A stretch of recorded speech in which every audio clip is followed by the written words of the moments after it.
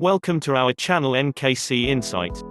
The first day of NAIDOC, National Aboriginal and Islander Day Observance Committee, is observed on July 5th. Week kicks off the 7 days of festivities that celebrate the history, culture and achievements of Aboriginal and Torres Strait Islander peoples. NAIDOC originally began in 1938 and was known as the Day of Mourning, before Australia Day, explains Indigenous Student Advisor at Swinburne's Moondani Toombadool Centre, Cyan Earnshaw.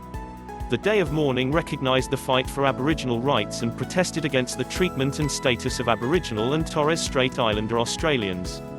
NAIDOC Week celebrations are typically held across Australia in the first 2 weeks of July to celebrate the history, culture, and achievements of Australia's First Nations people. While originally planned for the 5th to the 12th of July 2020. Indigenous Australians are the Aboriginal and Torres Strait Islander people of Australia. They were among the first humans to migrate out of Africa, across the coastlines of India and Asia until reaching the shores of Australia. Torres Strait Islanders are the Indigenous Australians who come from the islands of the Torres Strait, between Cape York in Queensland and Papua New Guinea. They are of Melanesian origin and have differing identities, histories, and cultural traditions to Aboriginal Australians.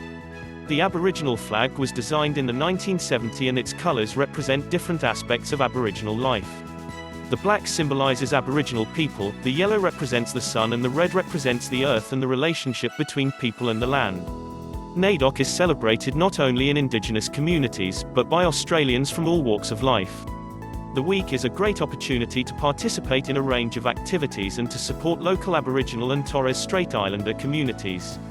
Today, Aboriginal and Torres Strait Islanders make up approximately 3.3% of the total Australian population, or more than 800,000 of 24 million people.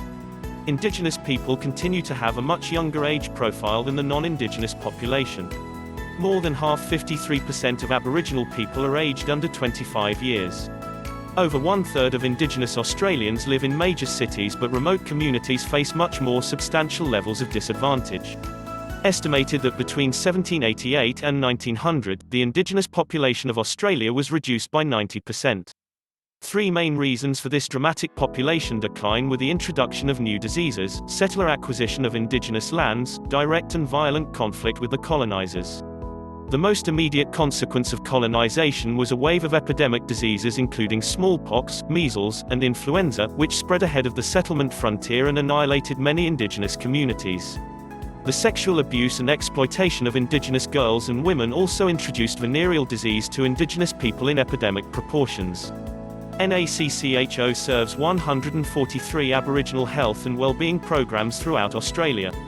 The organisation works to expand health services in remote areas, campaigns with governments on Aboriginal health policy, and works to spread information about the significant health disparities between Indigenous and non-Indigenous Australians. Reconciliation Australia is the peak body for reconciliation in Australia. The organisation works to support relationships and respect between Australia's Indigenous and non-Indigenous people to create a more just and equitable society. The commitment to close the Aboriginal and Torres Strait Islander health and life expectancy gap by 2030 was a watershed moment for the nation.